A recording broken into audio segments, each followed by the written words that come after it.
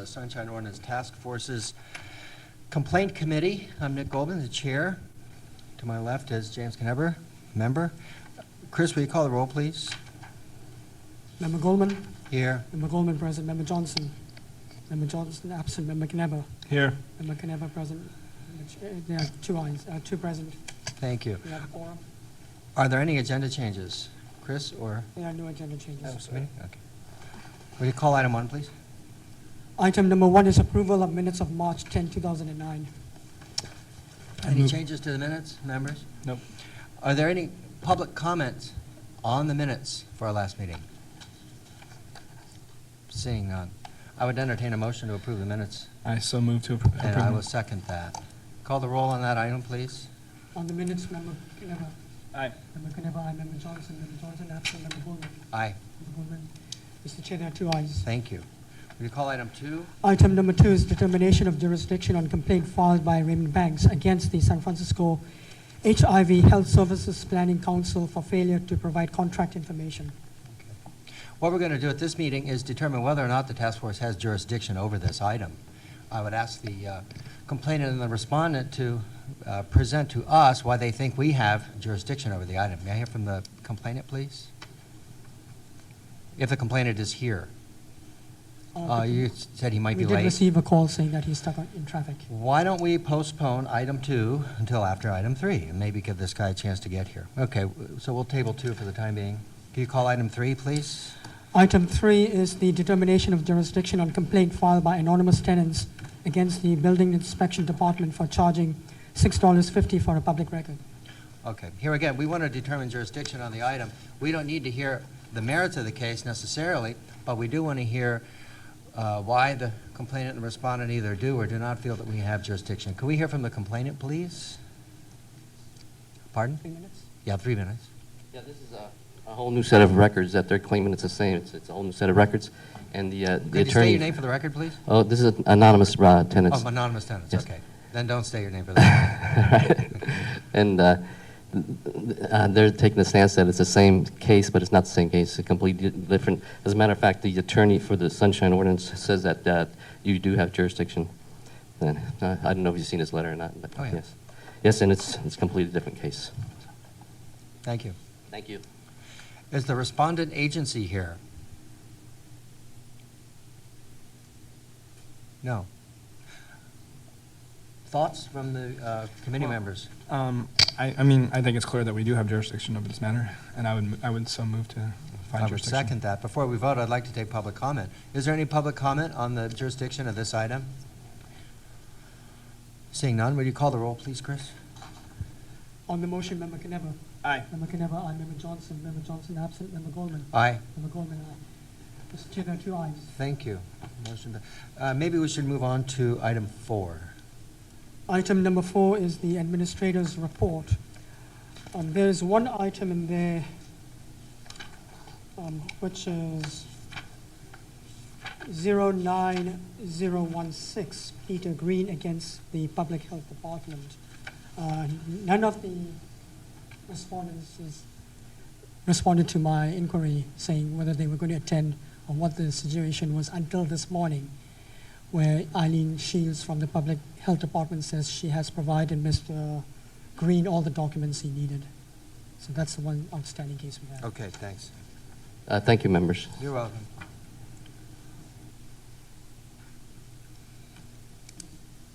Yeah, let's see.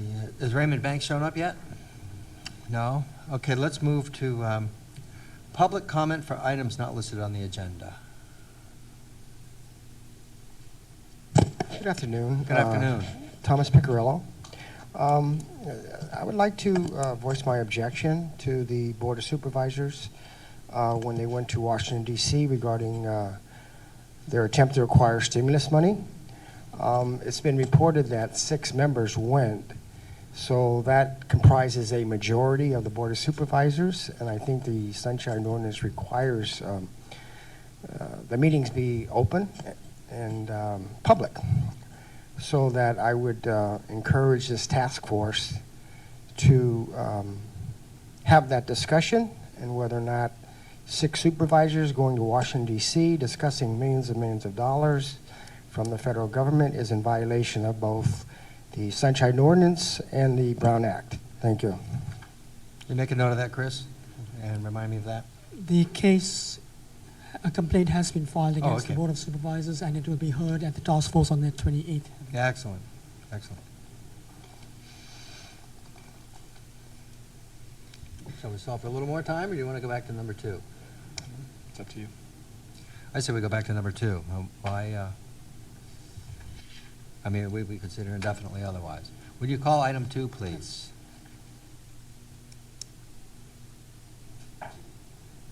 Item number 2 is the determination of jurisdiction on complaint filed by Raymond Banks against the San Francisco HIV Health Service Planning Council for failure to provide contact information.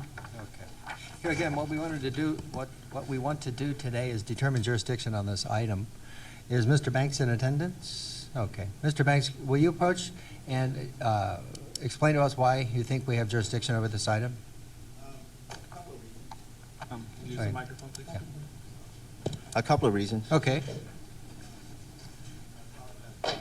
No, don't worry about it.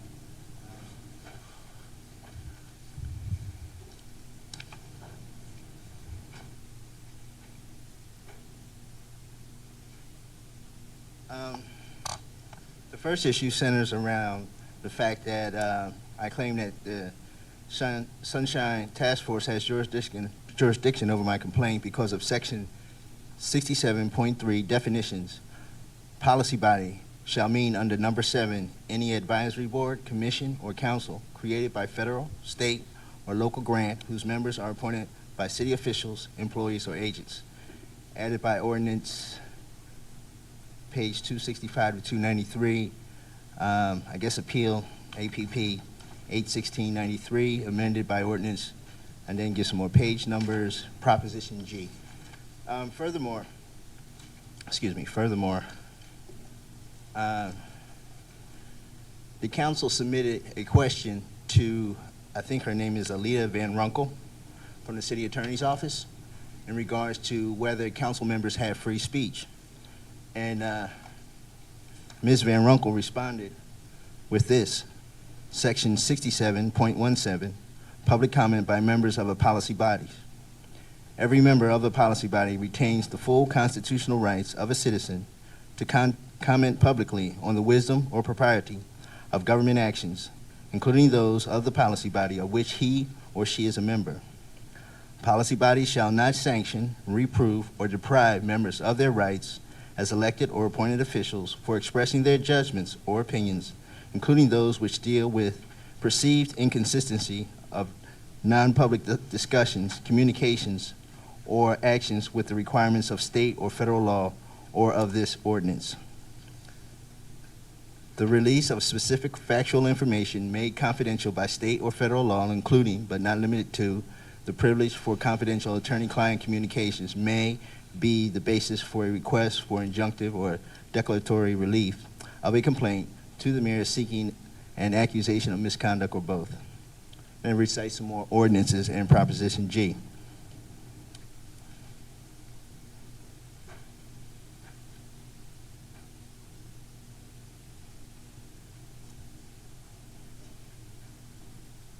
I also emailed Gary Cook from HRSA, which is a federal health, I think it's HRSA. Anyway, they're federal government that fund Ryan White Care dollars. And according to him, he gave me a section for the chief executive officer, which is the one that administers Ryan White funding. Again, I apologize. Pardon? Yeah. But is there anyone here who wishes to present facts or evidence in support of the complainant? Saying none. Is a respondent agency here? If you'd come forward and present your case, you have 3 minutes as well. Who's gone? Pardon? You said what? Time is up? Yes, your time is up. You- You will have an opportunity to rebut, however, so if you want to leave your stuff there, it's fine. Sure. Mark Molnar, HIV Health Services Planning Council Co-Chair, Director of HIV Programs at Shanti, which is also the contract holder for the Planning Council Administrative Support Contract. I'm only going to be responding to the original complaint. There was an amended complaint that was turned in last Friday, which I haven't received notification for from Sunshine. As far as the original complaint, well, as far as the ruling by the city attorney and the council, as far as Sunshine not having any jurisdiction over the council itself, actually, I really don't have any comment on that. As far as the original complaint, though, I can certainly speak to that as far as not providing information upon request. As far as the response goes, the person in that position who did not comply with Mr. Banks's request for information is currently on disability, so he's unable to really speak for his reasons for not responding in a timely fashion. However, when it came to my attention as that position supervisor, those materials were made available to Raymond, and he has them now. And so moving forward, it's my point of view, and it's the perspective of my agency, Shanti, as well, that all contracts, invoices, subcontracts, et cetera, are willingly and openly available to the public. Thank you. Is there anybody who wishes to present facts or evidence in support of the respondent? Seeing none. Rebuttal, Mr. Banks?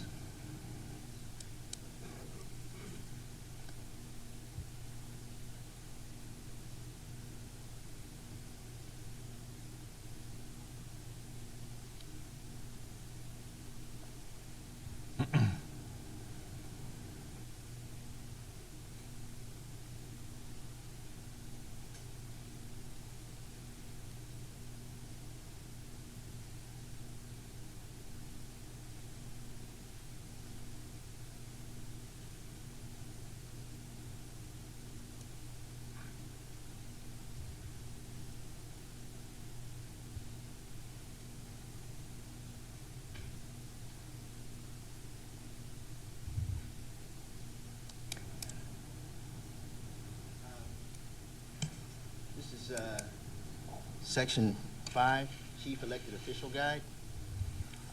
Successful planning and implementation of CARE Act requires the CEO and CARE Act partners to know what is expected from each other. Typical expectations are outlined below and will guide CEOs in clarifying expectations and resolving the problems that may occur. The reason I'm reading that section is that it obviously says the chief elected officer, which in this case of the EMA, which is Mayor Gavin Newsom. So since it's under the purview of the mayor, and HRSA seems to concur with section, I think it's 67.3 under definitions, I suggest strongly that Sunshine has jurisdiction over this issue. Members? Well, I am a little, Ms. Laurenti, you did some investigation into this. I did, and maybe I may be wrong on this, but my take on it was that even looking at 67.37 C7, I'm not sure that this was a federal grant where the city officials appointed members to administer the grant. This appears to be a separate entity, and maybe, you know, this body could question whether or not the body was established by a federal grant to implement a particular program. And if that's the case, then the task force may have jurisdiction. But if it's simply a body that, like the Redevelopment Commission, in which the mayor has authority to appoint, but has no direct oversight responsibility, and no other city agency has oversight responsibility, then it's a different situation. So you may want to look further into it to see whether or not there is an administration of grant monies through the federal government to the city. Okay. I like that. Mr. Mora, can I ask you a question, please? So to that point, is there any oversight from the city of your agency? No, we do actually work with the DPH, the HIV Health Services Department within that. They follow our prioritization schedule and allocation schedule as well. But as far as oversight from the grantee of the council, no, our oversight is actually from HRSA.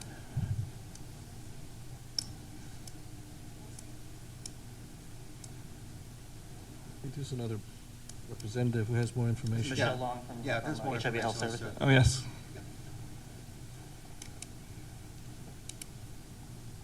Good afternoon. My name is Michelle Long, and I'm the Director of HIV Health Services for the Department of Public Health.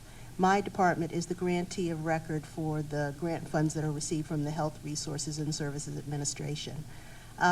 The HIV Health Services Planning Council is a legislatively designated advisory body that has some special responsibilities that make them more than an advisory committee. So they have the authority to, once the grant funds have been received by the city and county and my office, they determine how those grant funds will be spent in terms of broad categories of service categories, and have a process by which they determine how much money should go in each category.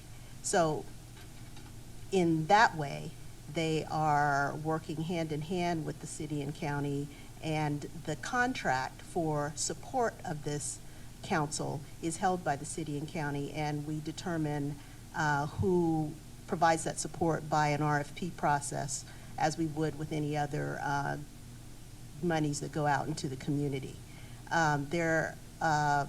Each member is appointed by the mayor.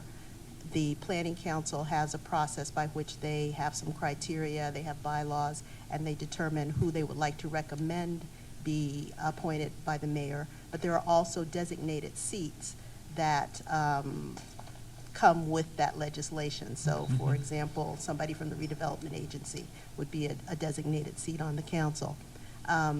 In the past, the issues of contention with regard to the council have come before the Sunshine Committee, and the committee has determined that certain things were not under its purview and certain things were. So however you want to split that today is, of course, in your purview. And I'm happy to answer any other questions you may have. Thank you. That clarified a lot. Actually, would like to clarify as well. I was speaking directly about the HIV Planning Council itself. I agree with Michelle as far as the support, the administrative support contract for the Planning Council is actually under the jurisdiction of the grantee.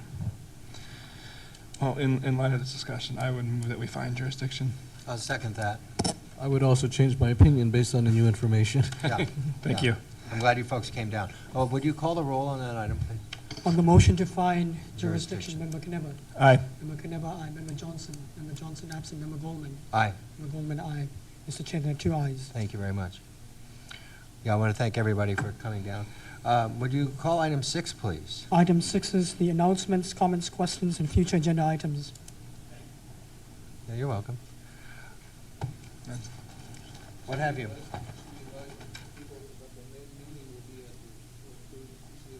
Yes, our hearings are held the 4th Tuesday of the month in room 408, starting at 4 p.m. Question? We're done. Yeah. Seeing no other business, I would, We did everything. we did number 3. Yeah. I would entertain a motion to adjourn I move we adjourn. by rising vote. Meeting's adjourned.